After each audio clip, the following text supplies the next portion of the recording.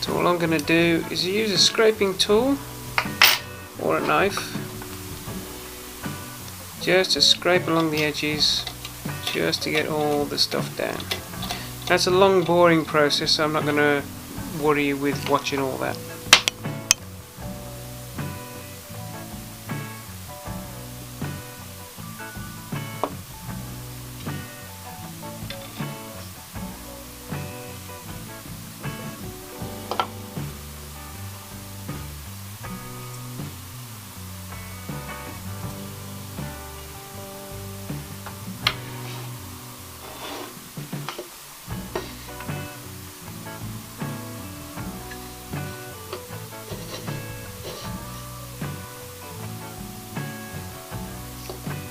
If you choose to do this, please do it at your own risk and don't follow me, because in the back here we have a battery like that. It's a lithium ion battery, so if you don't do this properly it can cause injury, set on fire or even explode. So do that at your own risk. Watch a tutorial video on YouTube to see how to do it properly. This is my USB connector that I bought that I'm going to use. This is a 3D printed one. Now you would normally expect to put it in that way, but I want that flat on the base, so I'm going to put mine in that way. And I've folded the tabs over there and there so that I can hot glue this in place, because it's not going to be pulled in and out all the time. It's just going to be in the one position, and that's where it's going to stay. So we've got both of these glued in place. I did put them upside down, never mind, we can always figure out another way of doing it. This here has a printed bit here. All I gotta do is just cut those off and put them in the other way up. I'm sure it'll be fine.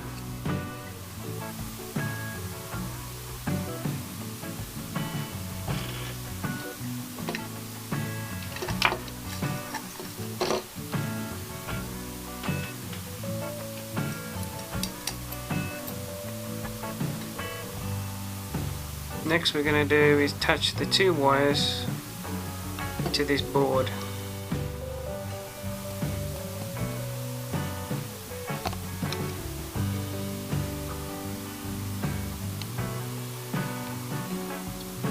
So we got our switch,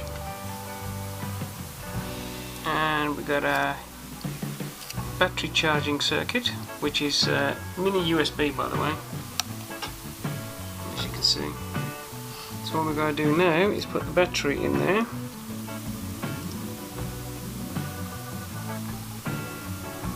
So get the two ends off, tin the wires. So I'm gluing the battery inside, and then I'm going to attach it to the board once the glue dries off, and then it should be done.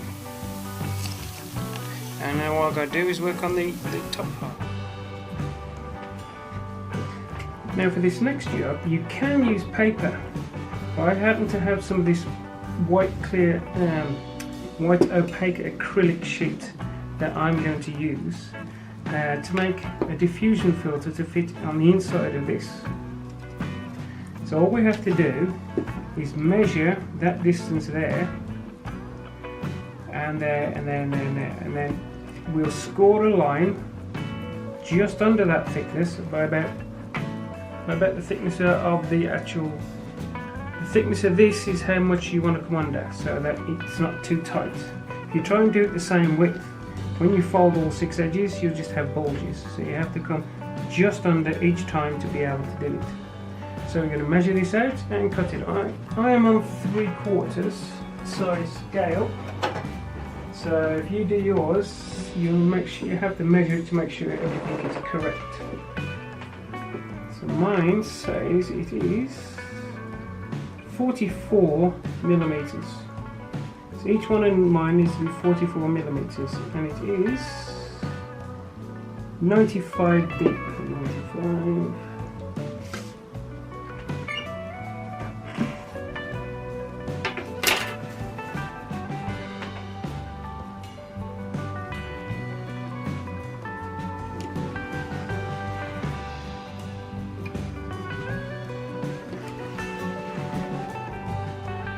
That is what I'm going to cut along.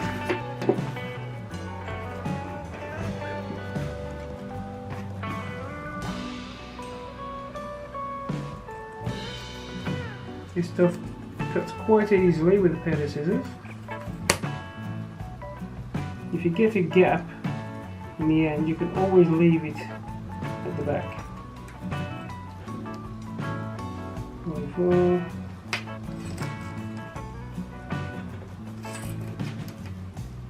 That's 40. That's 44.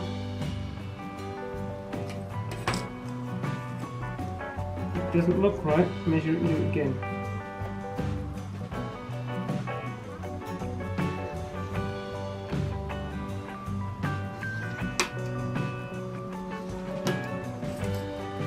On that line. So each one I have measured approximately 44mm. The score line gives you a nice place to bend it. It also helps to have a nice solid object behind it to help bend, to help it go over.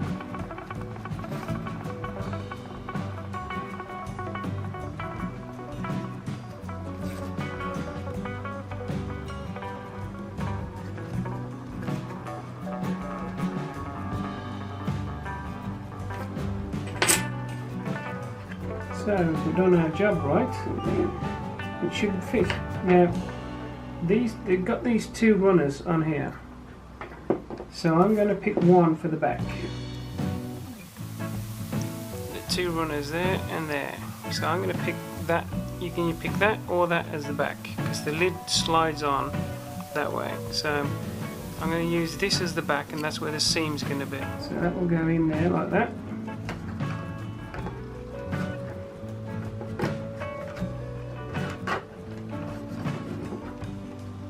Hopefully, go all the way down to the bottom and fit nicely in there.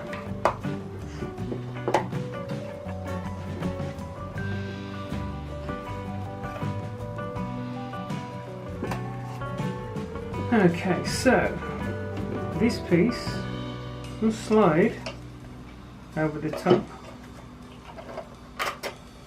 like that. Make sure that's all the way down.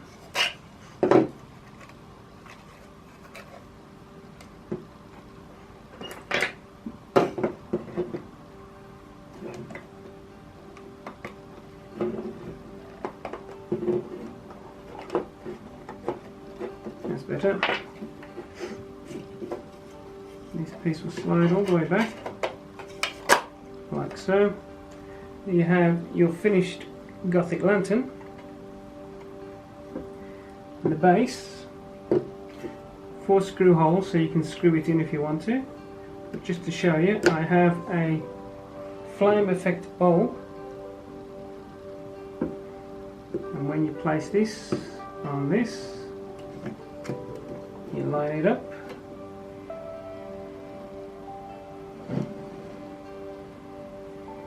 then you have a nice lantern effect.